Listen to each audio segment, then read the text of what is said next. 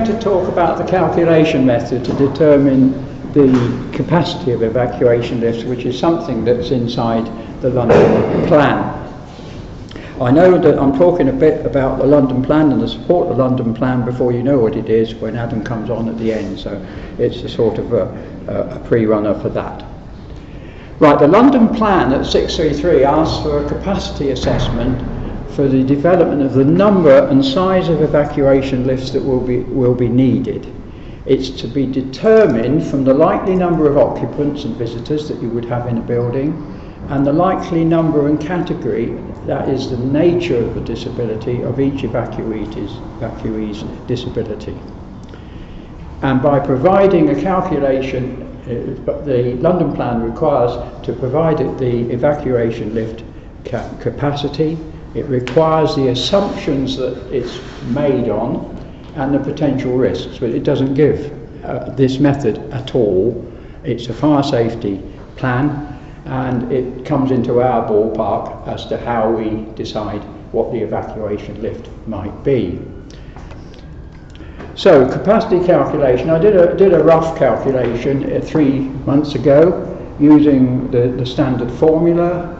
The standard formula has 3 terms. The first term is, the first thing I should say is an evacuation lift is a shuttle lift. But instead of a shuttle lift going between 2 floors, it goes between one fixed floor and the other floors in the building. So it's a shuttle lift with a variable destination. So how can we calculate the capacity of such a lift? You'd use the standard equation, which has 3 terms. The first term is what is the time it takes to get to the evacuation floor and back to the fire service access level. The second term is what happens when it gets there, opening and shutting its doors. And the third term is the passenger loading and boarding times, which raises the question, is how many people are we going to be loading and unloading?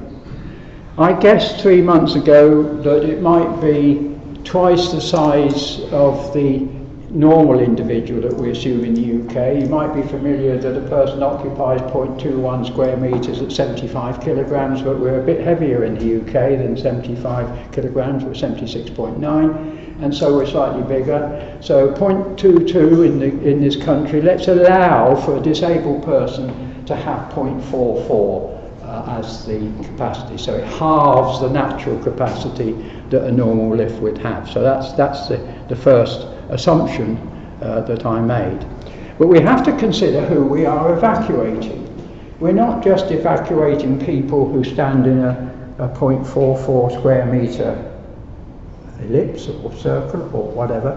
We've got all sorts of people. We've got people with walking aids, we've got people with simple walking aids like a walking stick, we've got them with rollators, walkers, Zimmer frames, we've got people with medical appliances, perhaps a drip trolley, we've got them in manual wheelchairs, we've got them in motorised wheelchairs, we've got them on a trolley or a bed. That's not to say that we've got every single one of these types of people in a particular building, but we will have a congregation which is made up of those sorts of people that we have to evacuate.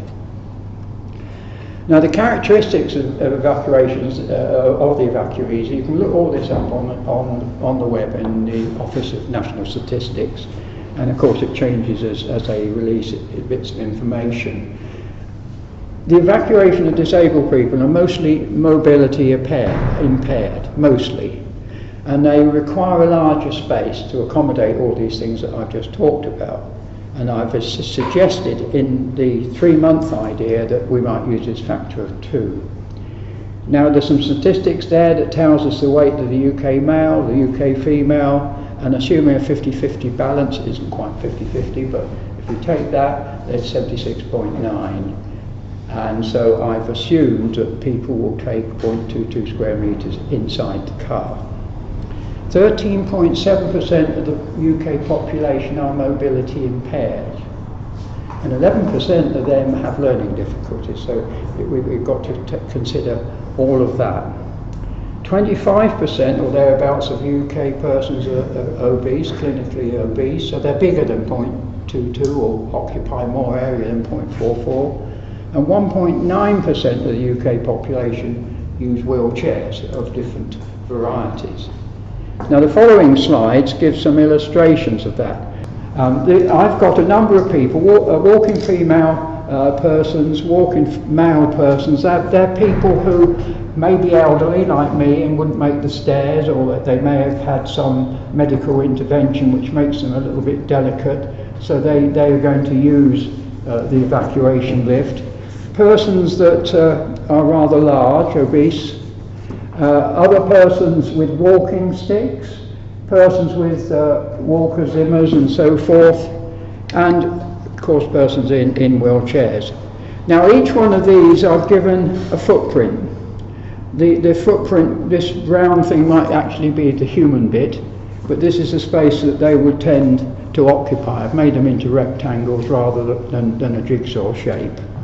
And I've put up some sizes here, which are just suggestions, and if you don't like them, then you can change them, and I'll show you a spreadsheet later where you could adopt the items that you preferred. The slides will be available on a website eventually. So let's consider an actual building and its data.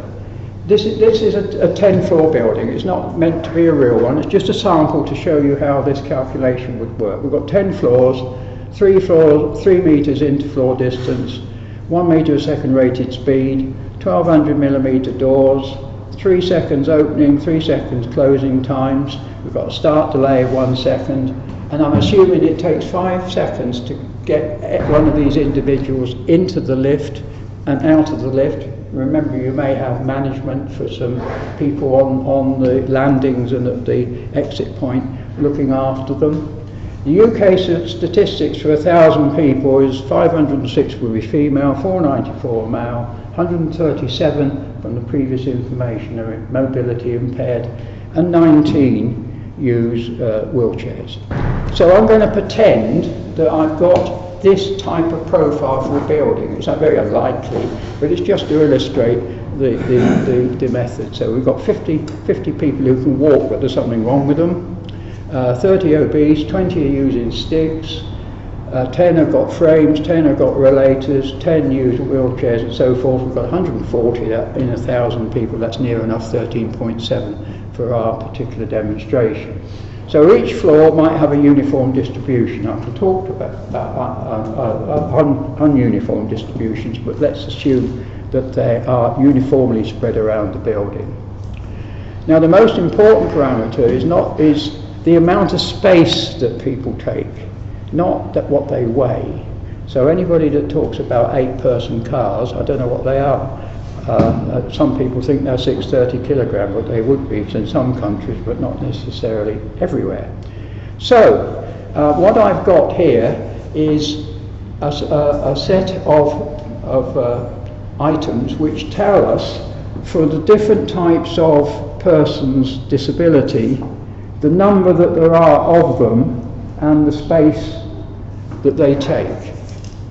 So we know now the total space that these disabled people will be taking up, and we've got to evacuate them.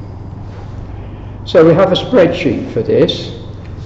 So I've over the last 3 days invented a spreadsheet which would enable you to do this particular calculation and work out the times that it takes to get people in. So there's the different categories of individual. There's the numbers of them. There's the default spaces that they could occupy. You can change those to suit whatever theory you might have.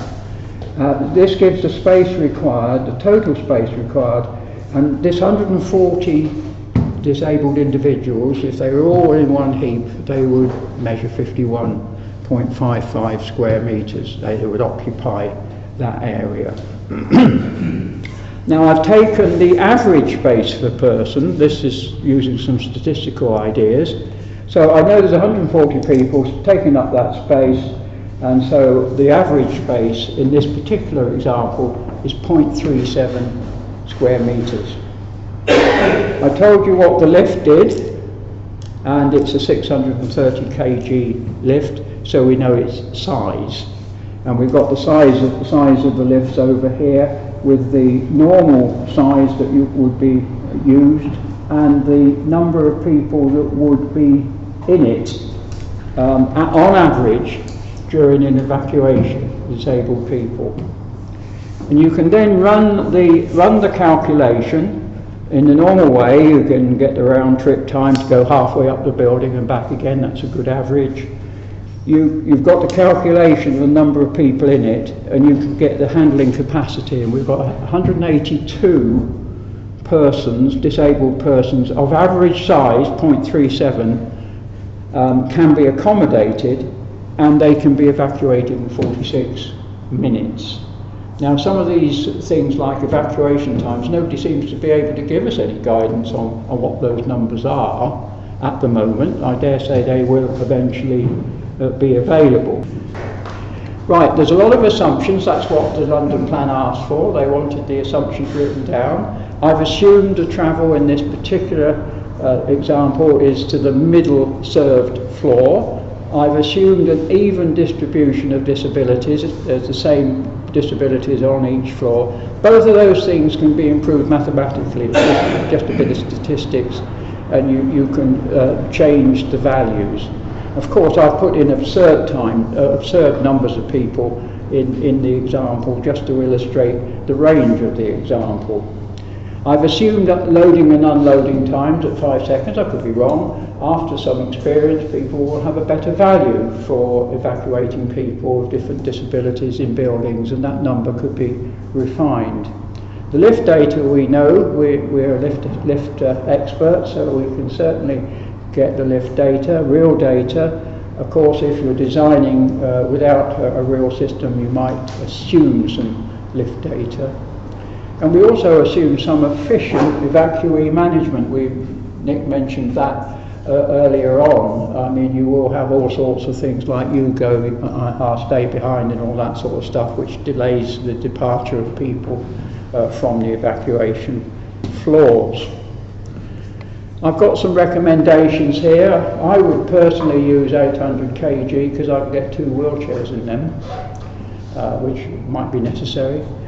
The evacuation control station should have a trained operator, but this is outside the range of what we should be talking about, but I think it's necessary to understand them. I would think there would be a Zoom-like gallery of images so each landing could be seen by who's on it and so forth. The floor supervisors don't need much training, they just need to do what they're told. Just like when you're doing safe rescues from lifts, you do as you're told. No, I think no driver in the car wastes some space. We hinted on that just now. I think that's a negative because you could have put a disabled person in. After all, it's only going from a rescue floor to the fire service access level. There's no need to have a driver in there. That can be done outside the lift. It's interesting that the London plan makes statements that the fire statement of which this capacity calculation is a part is written by a suitably qualified assessor who has to be an IEng or CEng of the fire engineers, in other words MI Fire and so forth and so on.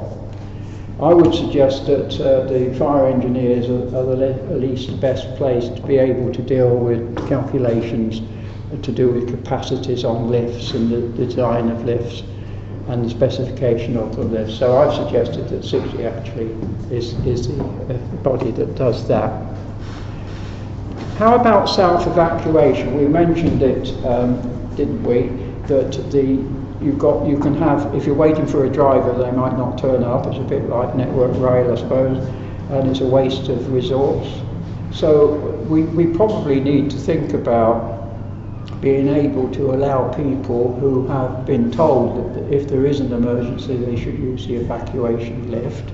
You have to rely on able-bodied people not doing it. I mean, there'd be a tendency for them to want to. They should use the stairs.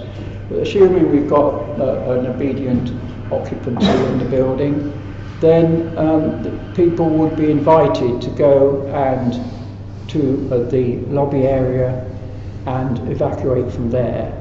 But a control algorithm can be written which identifies who they are, so you know you're obese, so you press that one. You know you're in a wheelchair, so you press that one. So gradually a control algorithm can learn the numbers of people and the type of people on a landing and start to do a little jigsaw to fill the size of the space. And when that space is filled, then the next opportunity, the evacuation lift, would be dispatched to it. The idea of sending it to the furthest floor, which was mentioned, is that why is it the people in the top of the building have more preference than the people who are lower in the building? They've still got the same disabilities.